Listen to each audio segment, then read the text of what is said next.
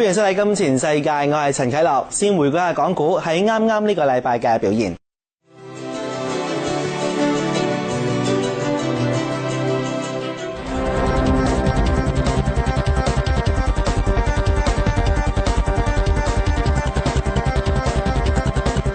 港股喺6月未能有好嘅開始，投資者係觀望美國就業數據表現同埋當地加息時間表，同時憂慮希臘同債權人能唔能夠達成援助協議，抵消內地股市創超過7年新高嘅利好因素。恒指禮拜五收市係報27,260點，全個禮拜計跌咗164點，連跌2個星期，跌幅0.6%。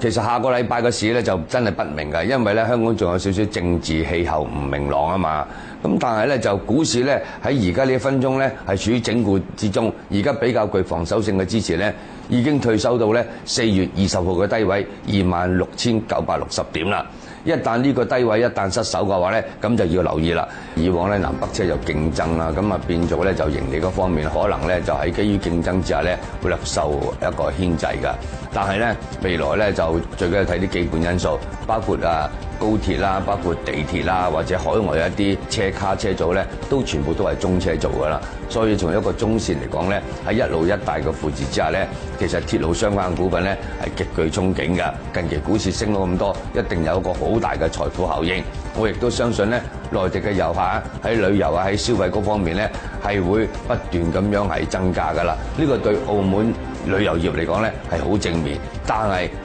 你話博彩業務能唔能夠同步增長咧，就反為係另外一件事啦。希望中長能夠維持得到啦。我喺呢方面咧，我睇法咧就中性，略為偏淡嘅。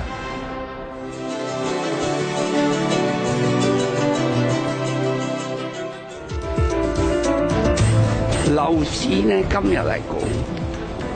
係好難跌落去，個原因咧我都不嬲咁講，唔好炒樓。但係如果你買樓，你分期付款咧，你諗住你係可以支持嘅，就隨時買。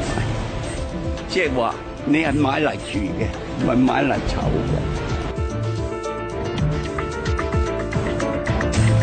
如果有3萬點以上嘅時候咧，我每年啊即係承諾咗呢10億元出嚟係個公益嘅用途嘅公益。嗰10億元係好個數目好大，即係可以對呢個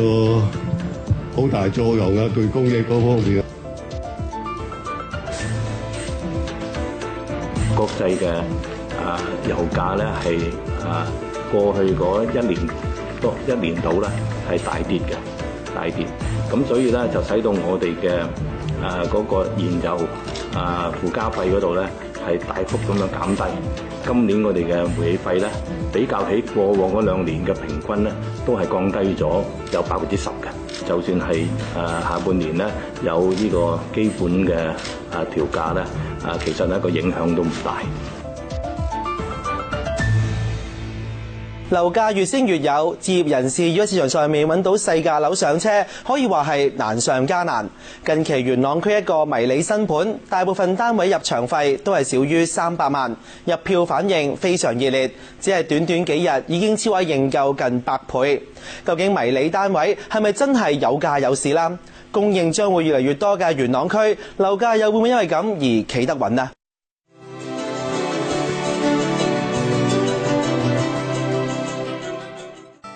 細價盤一個接一個，迷你戶更加越賣越貴，越賣越有市。由百利寶同富豪酒店發展嘅元朗洪水橋新盤上築，第一批60個開放式單位，實用面積介乎219去到254平方尺，售價大約263萬去到338萬，折扣連印花稅津貼最多高達9%，折實平均尺價大約11,800蚊。對比同區樓齡較新嘅物業，例如津林、上城、全匯等等嘅屋苑，成交尺價貴超過30%。如果比較提供一房戶嘅惠林同埋丹桂軒等，近期成交尺價更加高大約40%。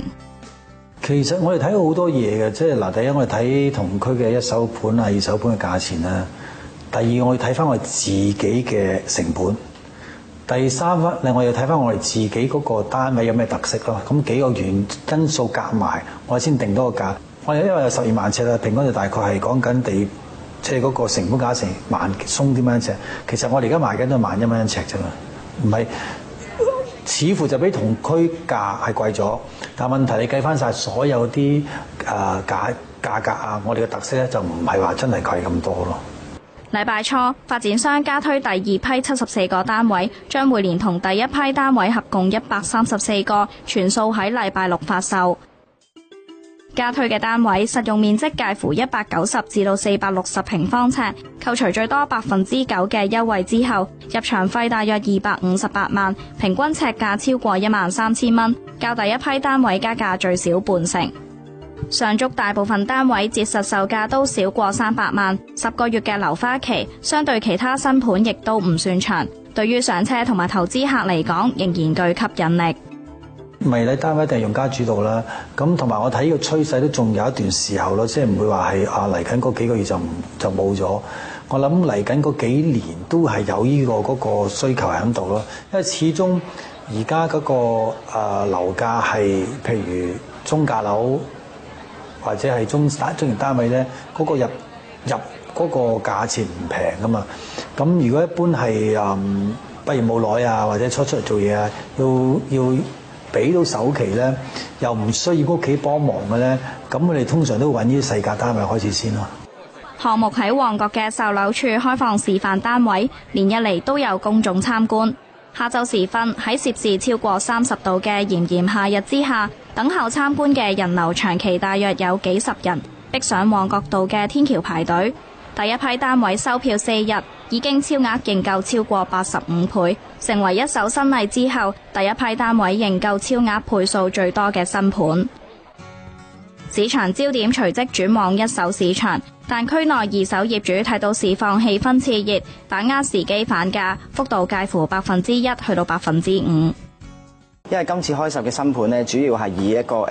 上車客嘅針對上車客啦。咁而元朗區咧，主要嘅單位都係一啲中小型嘅單位啦。咁變咗佢嗰個焦點咧，亦都係落咗喺一手市場上邊嘅。元朗區嗰個議價空間為例啦，一般都係講緊亞灣大約2至3%啦。咁反價近期都有嘅。咁我以藍籌屋苑啦、Yoho Town 為例啦，咁就1個2房單位，咁就普遍嗌價都係500萬左右。咁開始有少部分業主咧就嗌到510啊，甚至乎520咁上下。新界西北因為位置偏遠，樓價比市區平，一直被港人視為上車天堂。隨住政府近年喺區內不斷開發土地，元朗區成為供應重鎮嘅地區之一。即使近年樓價急升，但區內仍然可以揾到僅有嘅上車盤，吸引唔少市民喺區內置業。元朗區一向咧都係以一個嘅上車為主導嘅，咁但係近幾年咧開始多咗一啲區內嘅分支家庭啊，甚至乎係外區嘅換樓客啊入到嚟嘅。因為始終市場上你睇得到嗰啲超額認購係證明得到真係有個實質嘅市場需求喺度。咁因為價錢個尺價高嘅時候，咁相比之下，市民可能要真係要搬離市區少少先可以上得到啫。同一時間，地政總署推出一幅位於元朗牛潭尾新潭路與碧豪苑第一街交界嘅住宅地，下個月尾開始招標。測量師預計地皮將會發展成低密度嘅別墅，而元朗區同類型嘅地皮供應唔多，預計招標反應理想。雖然市中心啊或者朗屏啊、天水圍啊嘅高密度發展將會有好多陸續落成，但係始終以別墅式嘅發展咧，其實元朗呢區比較上少啲嘅。咁所以環顧翻譬如以屯門青山公路早段時間政府嘅拍賣地咧，其實都相當之受到歡迎嘅。咁所以講呢塊地始終喺缺乏一啲比較上優質嘅別墅地嘅供應之下咧，其實都會有一定嘅市場都應該相當之正面嘅，我覺得。元朗區未來供應量對於政府能唔能夠達成供應目標佔咗好重要嘅席位。地政總署資料顯示，截至4月底止，元朗區待批預售樓花項目涉及超過4000個單位，當中更加包括2個鐵路項目。未來10年潛在供應超過12萬個單位，佔政府10年供應目標48萬個單位嘅大約2成半。地皮供應多或者供應頻密，同我哋推盤嗰個計劃係冇，即係兩個拉唔到關係嘅，完全拉唔到關係嘅。唔會話因為地皮推得慢，我哋就慢慢賣；地皮推得快，我推得快，就應該冇關係啦。兩個我哋起好就賣，起好就賣，因為你唔會囤積呢啲咁嘅貨，所謂囤貨啦。因為始終你做一個地產項目咧，嗰個投資嘅金額太大嘅，咁你梗係希望盡快都回籠噶嘛。近年細價上車盤大受市民歡迎，上車盤集中地嘅元朗區近年樓價亦都拾級而上。地產代理數據顯示，4月元朗區物業平均實用面積尺價大約8000蚊，按年升超過30%，較05年1月嘅時候更加大增約2倍。但市場剛性需求強勁，區內樓價仍然有望繼續向上。元朗區呢邊啦，未來主要集中嘅新盤咧，多數都喺鐵路沿線嚇，包括喺元朗站啊、朗屏站啊，甚至乎錦上路站嘅。咁啊，預計未來呢半年啦，我哋嘅主要成交咧都係集中喺一手市場上邊。嚟緊呢半年咧，大約我估應該有4至6%嗰個樓價升幅嘅。咁啊，最主要原因咧，因為區內咧以上車盤為多啦，咁變咗喺呢個嘅成交量有一定嘅支持下咧，咁樓價應該正常會穩步上揚嘅。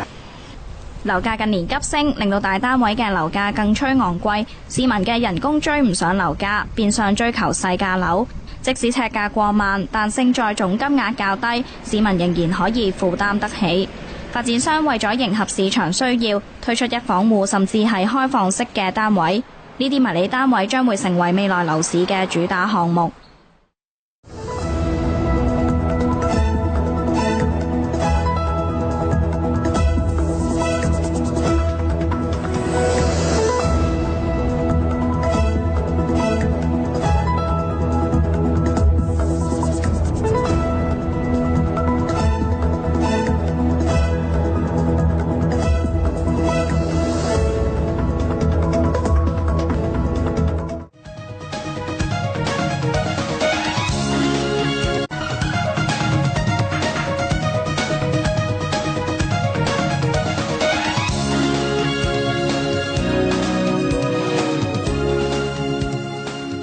化妝扮靚唔再係女性嘅專利，近年香港男士都好注重儀容，加上日韓明星嘅文化影響，令到專為男士而設嘅美容護膚市場正係不斷咁擴大，吸引越嚟越多人進軍男色市場。到底男士美容產品而家喺本港嘅需求同埋發展情況係點呢？喺香港經營呢方面嘅生意，又要面對住乜嘢困難呢？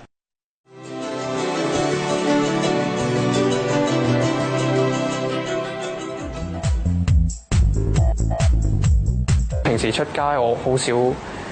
少會化妝，因為你一來你唔知啲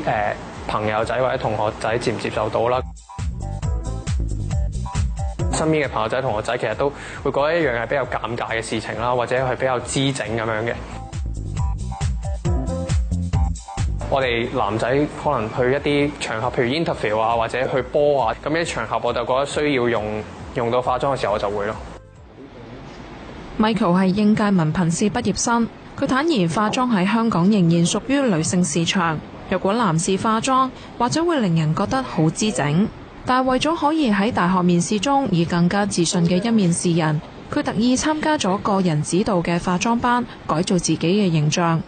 可能因為韓國嘅潮流關係啦，咁我就覺得男仔其實唔一定話要去做到化好濃妝，或者唔一定去做到好姿整，可能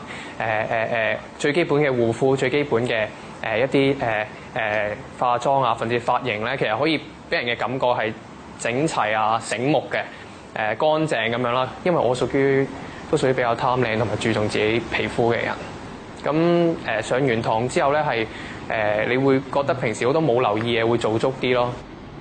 Vicky 係呢個化妝班嘅導師，有超過4年嘅化妝師資歷。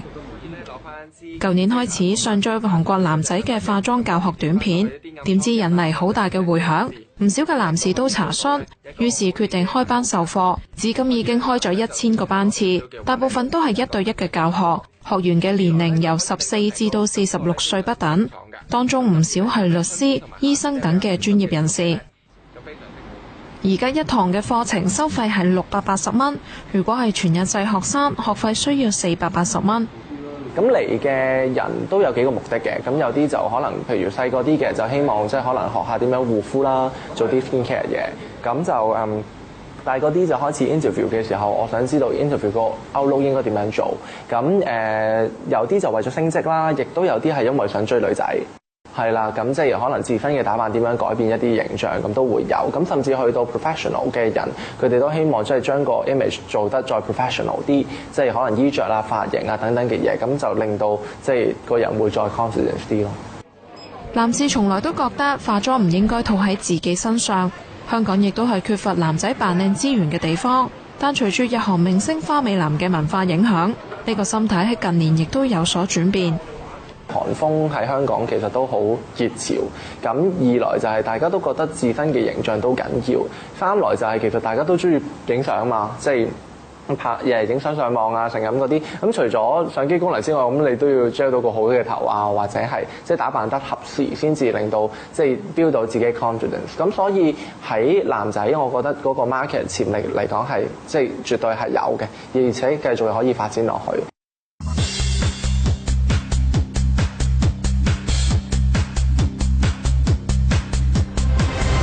隨住男士越嚟越注重個人儀容同埋形象，扮靚已經唔再係女性嘅專利，男士相關嘅美容產品款式亦都越嚟越多。咁我哋其實都留意到嘅男士咧係越嚟越貪靚啊，尤其是現今嘅男士，可能愛美嗰個程度咧比女士更加犀利，係啦，咁所以咧，我哋呢份男士係呢一刻都已經係有兩條 line 嘅，一條係針對比較年輕嘅路線啦，一條咧係比較成熟嘅路線，係啦。咁而男士越嚟越貪靚，當然嗰個市場係越嚟越增長緊，咁所以我哋都特別為男士而設呢個男士嘅護膚品系列咯。呢個本地嘅護膚品牌近年積極拓展香港男士嘅護膚品市場，早期嘅產品主要以控油為主。但隨住男士貪靚嘅程度倍增，佢哋對於美白、抗皺以及修細毛孔都有需求。而家男士顧客嘅佔比已經增至30%，並且以年輕人為主。2-3年前可能未必1成添，係啦，但係逐漸係會年輕化咗。以前可能去到20零歲或者可能30歲先開始用護膚品，但係而家嘅後生少少嘅男士啦，其實可能係10零歲已經開始用㗎。男士嚟講咧，真係好平均咁，但係你話10零歲去到咧30-40歲都會有，係啦。反而再年紀大啲咧，就佔個比率咧未必好高。男性對於護膚嘅要求同女性截然不同，男士偏向喜歡一啲簡單方便嘅產品，例如基本嘅面部清潔、防曬等。加上男士對於護膚嘅認識有限，唔少美容產品嘅零售店都會提供美容顧問服務。以前可能多數男士都對護膚知識未必好深厚啦，咁但係而家多數都會係起碼有一定嘅知識嘅，咁但係相比女士嚟講都會係少啲。男士偏向咧，我哋就會話個美容顧問介紹咧要 detail 少少，係啦，因為佢哋可能係純粹諗住我塊面比較乾啊，咁可能想問啲面霜啦，但係可能佢哋會唔知道原來搽面霜前可能用下爽膚水啊，或者加精華會好啲，咁佢就會真係靠個美容顧問去介紹俾佢，佢會認識多少少。儀容外表固然重要，但男士對於自己嘅身形亦都非常着緊。呢間美容中心早喺20年前，男士護膚纖體潮流仍未熾熱嘅時候，已經率先搶佔先機，開拓男士市場。公司而家嘅主要客戶大都係40-50歲嘅中年男士，佢哋都希望透過療程瘦身。大多數嘅客人都依然係嗰啲我哋叫事業有成嘅男士啦，咁可能佢哋職業係CEO 啊，或者係一啲真係經理級以上，但係佢哋冇時間去做運動嘅。咁我哋年齡大約咧係40至到55歲左右。咁其實喺呢一個年齡層入邊咧，亦都分咗兩類嘅。年紀比較大嘅咧，佢哋因為係注重健康嘅，所以主要係想減肚腩嘅。咁所以我哋就會幫佢減啲肚腩嘅脂肪嘅。咁而年紀相對輕少少嗰啲咧，佢哋就會係針對想做練肌肉咯。而家一個纖體美容療程平均由幾千至幾萬蚊不等。Minnie 坦言生意越做越大，吸引咗唔少行家爭相模仿，但係行業嘅整體增長有所放慢，因此唔會將女士美容嘅一套強行應用喺男顧客身上。相比起10幾年前呢，其實我哋都會認為需求依然係會有增長，但係一定冇10幾年前咁快㗎啦。咁同埋我哋其實睇到嗰個趨勢反而係產品上、療程上嘅轉變，即係譬如佢會而家係由可能纖體療程以前比較多人需要嘅，咁而家轉咗可能係護膚方面嘅。咁另外就係年齡層嗰個分別啦。咁以前都係一啲年紀去到中年嘅男士比較多啲啦。咁而家我哋睇到其實都有個年輕化嘅趨勢咯。所謂人靠衣裝，尤其對於前線人員嚟講，如果可以建立專業形象，對業務銷售或者建立公司品牌都有好處。唔少男士都相信儀容整潔可以增加自信，有助擴闊社交同埋增加職場嘅競爭力，對美容纖體服務需求殷切。喺一個咁密集嘅群體社會裏邊咧，我哋譬如話每日坐地鐵啊，去嗰啲商業區啊、商場嗰啲，見到身邊都係好多呢啲咁樣嘅人啦。同埋咧就好多呢啲咁樣嘅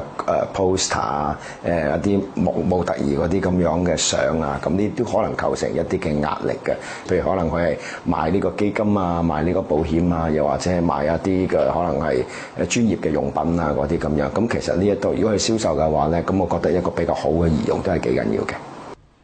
香港女士美容市場早就已經飽和，相反男士市場仍然大有空間。近年韓國劇集、音樂同埋文化等旋風式襲港，韓式嘅妝容備受少男追捧，加上品牌大力宣傳下，相信將會有更加多嘅男士坦誠貪靚。媒體嘅推廣能夠帶動一個嘅需求，但係亦都睇到，如果你話要依家咁多人喺度，你要有個競爭優勢，咁一個好嘅儀容，即係人係呢一樣嘢係幾唔公平嘅。人係中意啲靚嘅嘢嘅，睇到自己即係由小朋友都覺得啊，自己個個都中意靚嘅咁就唔係淨係靚得，但係咧如果話所有嘢都相同嘅話咧，咁你嗰個嘅外表俾人一個好嘅信心，其實都好緊要嘅。咁呢個令佢帶動嗰個市場，其實個潛力係好大嘅。男士美容嘅熱潮席捲全球，基本嘅日常護理令佢哋更加自信。熱潮令到唔少嘅相關行業豬籠入水，但本港男士美容護膚市場擴大嘅速度有減慢嘅跡象，發展潛力遠不及內地市場。當然我哋睇個市場唔係話淨係香港嘅，內地嗰啲嘅中產，你講緊咧係數以億計嘅嚇，咁同埋內地嗰個發展咧，依家無論我哋講緊話自貿區啊，我哋講緊嗰啲嘅即係金融區啊，咁我哋即係譬如話廣州啊、上海啊、深圳啊、北京啊呢啲，都好多一啲嘅商業嘅一啲嘅族群嘅，咁有男有女，咁喺呢一方面嘅需求係自然係比香港大好多。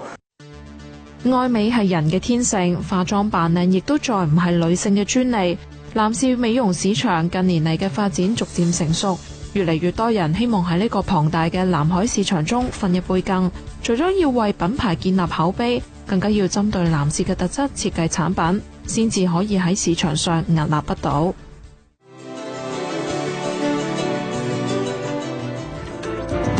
我哋一齊留意下今個禮拜有啲乜嘢重要嘅財金消息。禮拜一，內地上個月進出口貿易按年跌幅或者會擴大。禮拜二，內地公布上個月嘅通脹數據，但係升幅可能放緩。禮拜三，領匯房產信託基金派發上年度嘅成績表，市場預料會增加派息。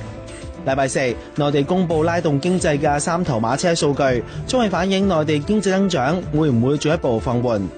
禮拜五，規模比較大，位於屯門管翠路嘅住宅地截標，市場估值最多近40億，每尺大約係5000蚊。